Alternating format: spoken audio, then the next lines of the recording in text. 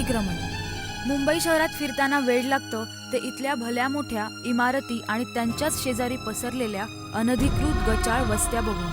मुंबई देशाची आर्थिक राजधानी, पण मुंबईतल्या प्रत्येक उपनगरात दिसेल ते अतिक्रमण, झोपडपट्ट्या. रस्त्यांच्या दुतर्फा असलेल्या या झोपडपट्ट्या शहराच्या सौंदर्याला आणि आरोग्य आणि पर्यावरणाला मात्र मारक ठरतात. महानगराला लागलेला रोग म्हणजेच या गचाळ अनधिकृत वस्त्या. हायवेच्या दुतर्फा, फ्लायओव्हर ब्रिजच्या खाली, सिग्नल जवळ, रेल्वे ट्रॅक्स जवळ, पाईपलाईन्स आणि डोंगरावर सुद्धा पसरल्या आहेत अनधिकृत वस्त्या.